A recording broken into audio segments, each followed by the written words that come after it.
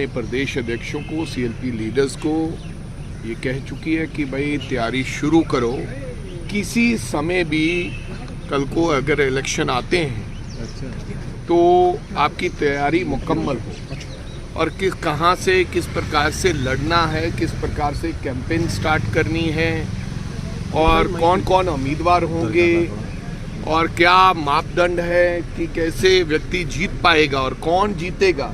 और इसमें तमाम कास्ट कॉम्बिनेशन, तमाम लोगों को रिप्रेजेंटेशन के हिसाब से आप ज़रा आपका हिसाब किताब बना के रखो।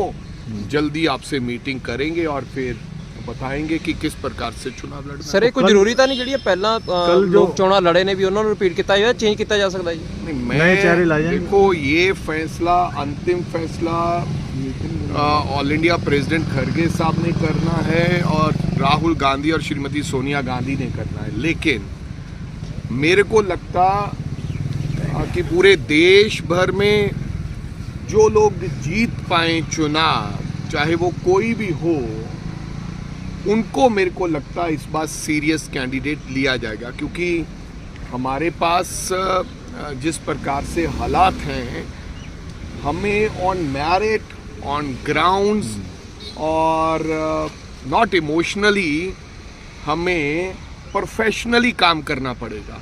और जो प्रोफेशनली लोग जीतने वाले होंगे और मेरिट वाले होंगे उनको टिकट अगर पार्टी देगी, क्योंकि ये मैंडेट तो ऑल इंडिया प्रेसिडेंट का है, मेरा नहीं है, तो अच्छा हो।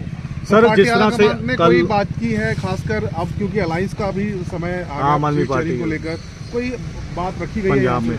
नहीं, इवन मैं ये भी आपसे क्लैरिटी कर दूं, बहुत से हमारे नेता सक्रिय रहते हैं बयान देने को। कई बार कई कहते हैं कि अलायंस होना चाहिए, कोई कहता नहीं होना चाहिए, कोई कहता लड़ लो, कोई कहता ना लड़ लो। लेकिन मैं ये कहना चाहूँगा कि हाई कमांड में, हाई कमांड यानी कि खड़गे साहब, कोई ऐसा कोई संदेश आएगा तो मेरे पास आएगा, बीइंग ए पीसीसी प्रेसिडेंट। इस प्रकार का अभी कोई किसी प्रकार का संदेश नहीं दिया है कि आपको कहीं इकट्ठे लड़ना है, कोई तैयारी करो, अलायंस करो, आप इन चीज़ों को। उन्होंने अभी तक टिल टुडे जो परसों मीटिंग हुई थी, यही चर्चा रही कि किस प्रकार से हमने 13 की 13 सीटों पर चुनाव लड़ना है, क्या क्या मापदंड होने चाहिए, क्या क्या हमने चीज़ें चेक करनी है। तो अभी तक किसी प्रकार का कोई इशारा नहीं दिया है। हाईकमांड जब इशारा देगी तो मैं आपको बता दूंगा, उसको मैं अपने मन में कितनी देर छुपा के रखूंगा। कोई भी ऐसी बात है अगर हाईकमांड चाहेगी, अगर अलायंस की बात मान लो हो, तो मेरे को बताने से क्या गुरेज है, अभी तक क्योंकि अल्टीमेटली तो हाईकमांड ने जो कहना है वो होगा। पर हाईकमांड भी आज की डेट में यही चाहती है, और जो हमें डायरेक्शन दिया है हाईकमांड ने, मेरे को कल कहे कि नहीं 5 सीटों पे काम करो, तो मैं बोलूंगा हाँ भाई ठीक है 5 पे करता हूँ।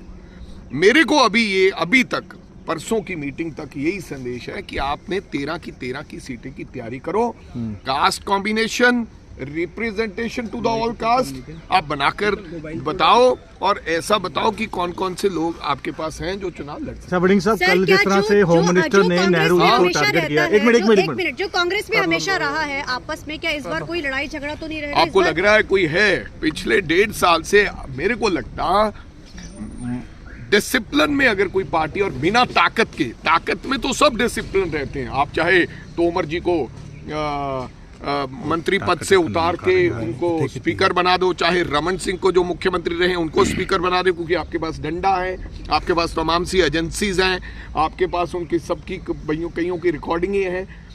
बिना ताकत के आज कांग्रेस में आप देख लो, पंजाब के अंदर 18 एमएलए हैं हमारे, कहीं से इधर उधर से कोई आवाज आ रही है तो बताइए। ऐसा कोई इक्का दुक्का कोई घटनाक्रम हो तो मैं कह नहीं सकता, लेकिन आज पार्टी पूर्ण तौर पर डिसिप्लिन। सर कल जिस तरह से 370 पे अमित शाह जी ने नेहरू जी का नाम लिया और जिस तरह से बयान दिया, उसको किस तरह से देखा? अब देखो, पहली बार नेहरू जी के बारे में किसी बात की निंदनीय टिप्पणी करना, ये आने वाले दिनों में मैं समझता हूँ कि एक नया रिवाज डाला जा रहा है। किसी ने यहाँ पर रहना तो नहीं है, कोई यहाँ पर पक्के तौर पर स्थिर नहीं है। ना नरेंद्र मोदी जी पक्के तौर पर स्थिर है, ना नेहरू जी थे, ना मैं हूं, ना आप है। लेकिन देश का पहले प्रधानमंत्री, उनकी अपनी बात बढ़ाने के लिए किसी को नीचे दिखाना, मैं समझता हूं ये कोई अच्छी बात नहीं है। अपना नाम बढ़ाने के लिए किसी को नीचा नहीं दिखाना चाहिए। मैं उस बात की निंदा करता हूं, ऐसा नहीं करना चाहिए। प्रधानमंत्री नरेंद्र मोदी जी भी हैं, हम कल कहेंगे यार उसने ये फलां कर बहुत, तो इन बातों का मेरे को लगता थोड़ा सा ध्यान रखना चाहिए। ਸਰ ਕੋਈ ਜਿਵੇਂ ਤੁਸੀਂ ਕਿਹਾ ਵੀ ਕੈਂਡੀਡੇਟ ਤੁਸੀਂ ਦੇਖ ਰਹੇ ਹੋ, ਕੋਈ ਬਲਕੌਰ ਸਿੰਘ ਜੀ ਨੇ ਇੱਛਾ ਜਤਾਈ ਹੈ ਕੋਈ ਚੋਣ ਵਾਸਤੇ ਜਾਂ ਨਹੀਂ? ਨਹੀਂ, ਬਲਕੌਰ ਸਿੰਘ ਜੀ ਨੇ ਸਾਡੇ ਕੋਲੇ ਕਿਸੇ ਪ੍ਰਕਾਰ ਦੀ ਇੱਛਾ ਨਹੀਂ ਜਤਾਈ। ਅਗਰ ਬਲਕੌਰ ਸਿੰਘ ਜੀ ਇੱਛਾ ਜਤਾਉਣਗੇ ਜਾਂ ਉਹਨਾਂ ਦੀ ਇੱਛਾ ਹੋਏਗੀ, ਹਜੇ ਕਿਸੇ ਪ੍ਰਕਾਰ ਦੀ ਗੱਲ ਨਹੀਂ ਹੋਈ, ਤਾਂ ਬਲਕੌਰ ਸਿੰਘ ਜੀ ਮੋਸਟ ਵੈਲਕਮ। ਸਾਨੂੰ ਇਸ ਤੋਂ ਚੰਗਾ ਕੁਝ ਹੋਰ ਹੋਏਗਾ ਹੀ। ਅਗਰ ਬਲਕੌਰ ਸਿੰਘ ਜੀ, ਅਸੀਂ ਪੁੱਛਾਂਗੇ ਬਲਕੌਰ ਸਿੰਘ ਜੀ ਨੂੰ, ਅਗਰ ਪਰਿਵਾਰ ਇਹ ਚਾਹੁੰਦਾ ਹੋਏਗਾ, ਇਹ ਪਰਿਵਾਰ ਦਾ ਡਿਸੀਜਨ ਹੈ। ਮੈਂ ਪਹਿਲੇ ਦਿਨ ਕੋ ਕਿਹਾ ਕਿ ਮੂਸੇ ਵਾਲੇ ਪਰਿਵਾਰ ਨਾਲ ਦਿਲੀ ਸੰਬੰਧ ਸੀਗਾ, ਦੋਸਤਾਨਾ ਸੰਬੰਧ ਸੀਗਾ, ਪਿਆਰ ਸੀਗਾ, ਉਹਨਾਂ ਨਾਲ ਕਦੇ ਰਾਜਨੀਤੀ ਦੀ ਗੱਲ ਇਸ ਪ੍ਰਕਾਰ ਨਹੀਂ ਕੀਤੀ। ਸ਼ੁਭਦੀਪ ਆਪ ਚਾਹੁੰਦੇ ਸਨ ਚੁਣਾਵ ਲੜਨਾ, ਇਸੇ ਕਰਕੇ ਉਹਨਾਂ ਨੂੰ ਪਾਰਟੀ ਨੇ ਲਿਆ ਕੇ ਰਾਹੁਲ ਗਾਂਧੀ ਜੀ ਨੇ ਸਪੈਸ਼ਲੀ ਉਹਨਾਂ ਨੂੰ ਲੜਾਇਆ ਗਿਆ।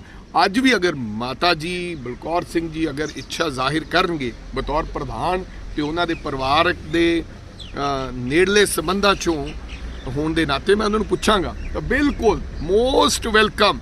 ਹੱਥ ਜੋੜ ਕੇ ਘਰੇ ਜਾ ਕੇ ਅਸੀਂ ਉਹਨਾਂ ਨੂੰ सम्मान करके आए। आदरणीय मुख्यमंत्री साहब को अभी तक ये नहीं पता चला कि इंटरव्यू किसने किया। इंटरव्यू पता तो है हर चीज के बारे में। जब मुख्यमंत्री साहब को 50 साल पुरानी चीजों के बारे में पता है कि पुराने 50 साल पहले क्या हुआ था, क्या मुख्यमंत्री साहब को ये नहीं पता कि जेल में इंटरव्यू किसने किया और कहां पर हुआ? पता है।